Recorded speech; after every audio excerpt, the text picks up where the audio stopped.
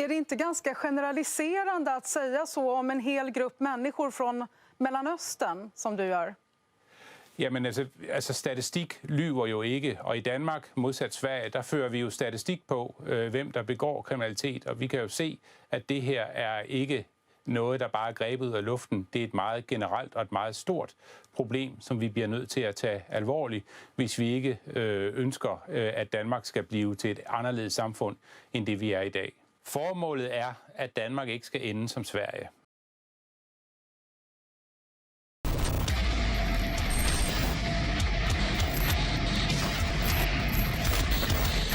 Despite often hearing from my Danish viewers that Denmark is also suffering badly from political correctness, their Minister of Immigration, Integration and Housing, Inger Støjberg, is a living example of why Denmark is still just a rookie when it comes to denigrating their own nation by frantically projecting this image of being the ever-grateful fluffer of the contemporary throbbing cock of multiculturalism. Inger Støjberg had herself some cake upon celebrating the 50th successful tightening of Denmark's laws regarding seeking asylum, much to the dismay of pretty much everybody who prioritizes the safety of complete foreigners over that of the Danish people. But Støjberg seemingly has zero fucks to give and has helped push through bills that, for instance, allow asylum seekers to be detained while their identities are being confirmed, which is something that is completely insane that it isn't already common practice in every single country. Sweden's migration courts, on the other hand, recently decided that verifying your identity isn't necessary in order to seek asylum in Sweden, so all war criminals avoiding justice, welcome in.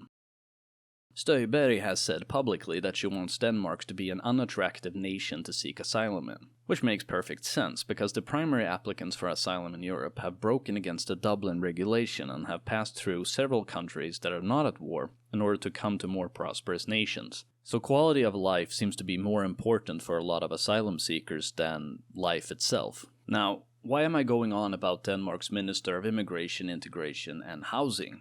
Well, it is to best illustrate how far apart we two nations actually are, despite being geographically extremely close. There exists in Denmark a healthy kind of hostility against a lot of the shit that is through our politicians' inaction passively being accepted here. Politicians like Inger Støjberg, no matter if she's rare compared to Denmark's other politicians, her mere existence in a position of power is a sign of health, in my view, which exists in Denmark, but not in Sweden.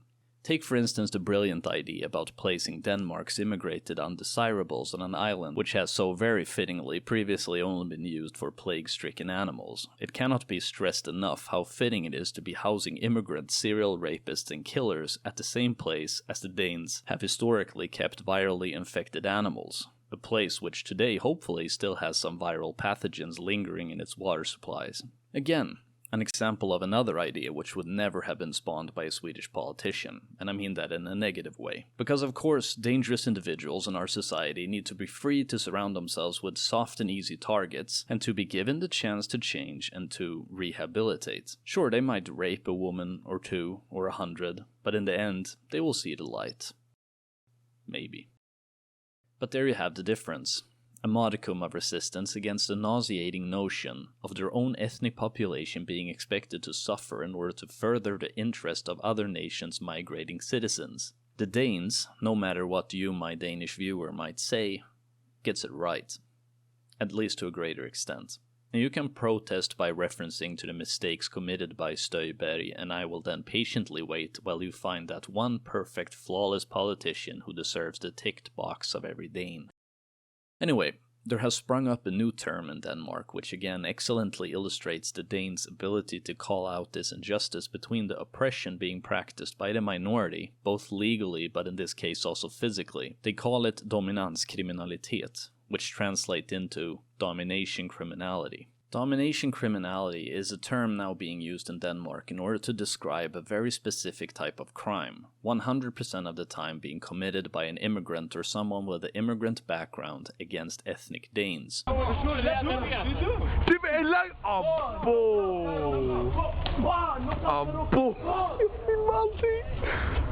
Fattar du? Double jam! Hajar du? Säg någonting, ja. Kommentar brorsan! Kommentar brorsan! Var det godkänt? The crimes are violent and completely unprovoked.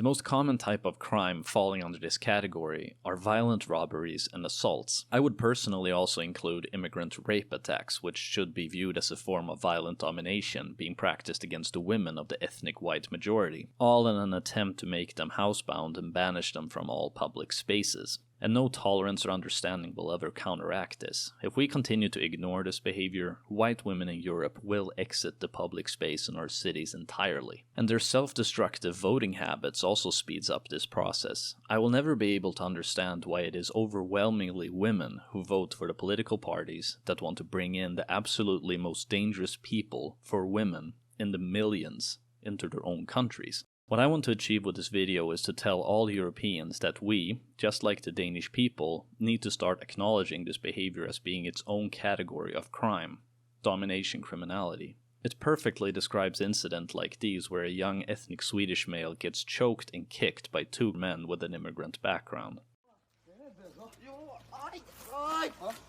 Vem är bög? Ta bort ditt hand! Ja, jag åker därifrån! Aj, det är Gytt! Gytt! Gytt! Jag har räknat till 3 om jag hittar dig härifrån, jag kommer slå dig. Ja, jag åker härifrån! 1! Jag åker härifrån! 1! Ja! 2! Ja! Jag åker härifrån! Spring! Mamma, nu darrar det!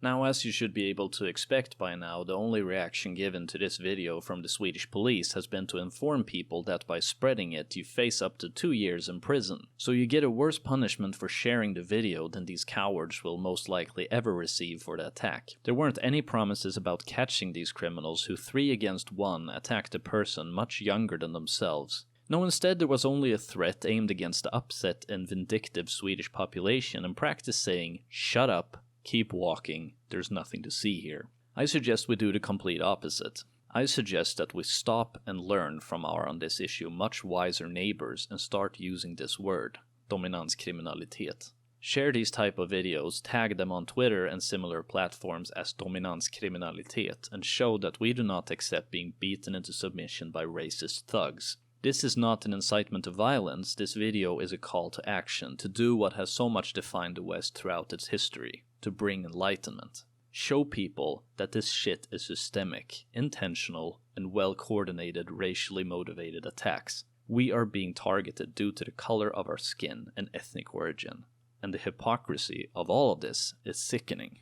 Because would white ethnic Europeans ever do anything even remotely similar to a lone migrant, there would be a political uproar. There would be press conferences with panicking public officials sweating blood who with dry throats splutter out promises about an increased effort in the war against racism and hate. There would be activist groups spreading their propaganda like tumors into every crook and cranny of the public debate. And for each new attack they would gain political momentum as well as increased government funding. But when the victim is white, you get nothing except deafening silence. These crimes won't end by themselves. We need to take a look at the reason behind the behavior, and the reasons aren't that hard to find. Because there among certain immigrant groups, with an emphasis being laid on the word certain, exists a deep resentment against the white European. This resentment originates from several different sources, and I'm here going to mention a few of them.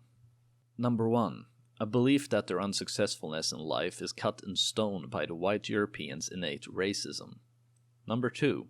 A belief that white Europeans owes them a future and a standard of living which certain immigrants believe that they have been promised. Number 3. A politically motivated hatred against all white Europeans for their imagined support of the wars in the Middle East. People holding these views often refers to Sweden for instance, selling weapons to the United States. Vi kommer aldrig kasta oss härifrån. Aldrig. Vet du vad? Jag har slösat 10 år här.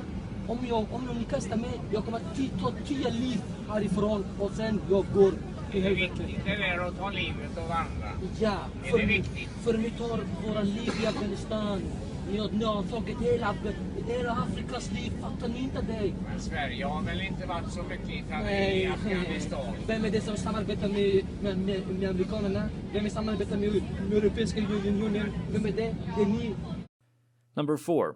A belief of their own ideals being superior to the degenerate and sinful West, ergo resulting in us not being worthy of respect. This behavior is especially visible regarding their views of European white women.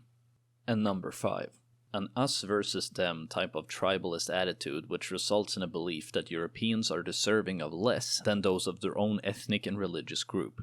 This is very common among certain ethnic groups and is one of the many blockades in the way of ever achieving the utopian idea of actual integration. This has never been taken into account when we talk about mass migration, and a majority of politicians still fail to understand how these social and religious enclaves develop and how hard they are to break. All of these sources of resentment fuel these attacks. They stem from a belief that success is impossible in Europe due to the cold and ultimately racist white Europeans. Det finns ingen annan utväg. Jag har svårt i skolan, jag har svårt med att läsa, jag har svårt med allt det där. Men jag får ingen hjälp. Det finns inget annat sätt. Det är ändå jag blir, alltså jag själv i skolan, när jag gick i skolan, jag blev orättvist behandlad. Jag gick med en massa svennar och jag var typ den enda invandraren där, så... Det är därför de bygger hat.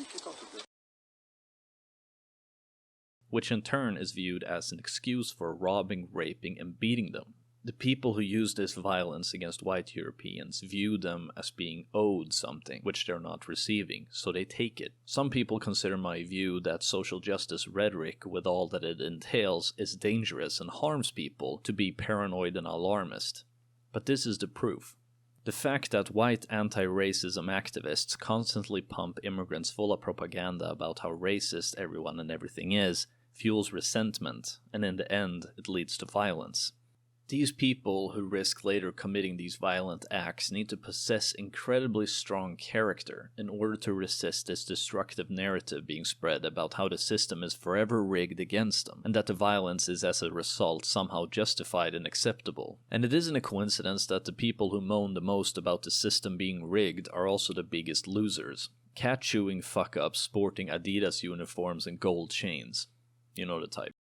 Successful immigrants might mention occasional racism, but more often than not, they instead focus on their businesses and their families. Iranians come to mind as being such a group that is in some areas actually outdoing ethnic Swedes. The most successful immigrants who have worked themselves from the bottom up should reasonably be the people who tell the most horrid stories about having to experience the highest amount of racial prejudice and resistance in our competition-driven society, which has hampered their wishes and wants. But mysteriously, it is, as I mentioned before, way more common to hear cries about systemic racism from the losers. Booker T. Washington's book, Up From Slavery, should be required reading before you can be taken seriously as a black person when you say that nothing is possible due to racism in America. The man was born a slave, but ended up being one of the people that the President of the United States asked for advice on certain issues. But let's go back to my main point. Domination crimes are, in my view, a cry of frustration from the pointless and displaced in our societies, those who use violence to steal from people and beat from those who they think they deserve respect from, into submission, and I struggle to see any future for them in this country, or any other European country for that matter, because their attitude is the problem, not society. The brainwashing is the problem, not the white European majority. You are owed nothing. But here comes a confession from an evil spreader of hate. I don't want immigrants to fail, and I dare say that the majority of people on the right don't want immigrants to fail. Some of them, including myself, don't want millions of them to come here, sure, but not to fail. And it isn't due to the goodness of our hearts either. It's because failure costs. For everyone. We get gangs, we get violence, we get self-segregating religious enclaves encumbering the government with dead weight, which then forces them to tax everybody else harder. Conservative political philosopher Roger Scruton described it excellently when he said that we are the most free under laws. Because in a lawless society where crime is rampant, no one is given room to breathe, to grow, and to achieve their full potential. Right-wingers want a working, productive, and law-abiding population with money in their pockets, who themselves one day will create more jobs for even more people. And even if you hate right-wing political ideologies, you might still have my point illustrated by how the American upper class in New York in the 1800s got tired of the unwashed working class's foul body odor and built public baths in order to, as they said, uplift them as citizens, but primarily to free themselves from having to live while being surrounded by their stench. Because even the most privileged, greedy elite eventually tire of being surrounded by decay, violence, and crime. At least on their own front porches. In the end, there's this thick layer of narcissism coating these types of immigrants' worldview, and they seemingly think that people go to these ridiculous lengths to micromanage society in order to make their lives as difficult as possible. Can't get the car to start in the morning? Bet there's a white man somewhere involved in this. No. You quit school at the age of 15, got knocked up at 16, and now you work with screwing on lids on jars in a factory. White people had fuck all to do with your shitty life choices. You got a few bigots here and there, and they're always going to be there, but the vast majority wants you to work, follow the law, and pay taxes. That's it. They don't want dead weight, or as it is also known, the Social Democrat voter base. We now live in a society where rights, privileges, and unearned rewards are expected, and if they're not given, people react by using insane levels of violence in order to get them. And that is a situation that needs to change, and I think that a good start would be to acknowledge, and like Denmark, call these specific crimes what they are: crimes of dominance. Dominanskriminalitet. This has been my thoughts on the matter. I would really like to hear yours. How do we face this problem with a minority within a minority in Europe who practice brutal and vindictive violence against innocent people within the white majority? Give me a line in the comments. I'd really love to hear your thoughts. Please like and subscribe. Slam that little bell up in the corner in order to be notified the next time I make a new video. Until next time, take care of yourself. Bye. I said, I'm not gonna hurt you. I'm just gonna bash your brains. I'm gonna bash them right the fuck in.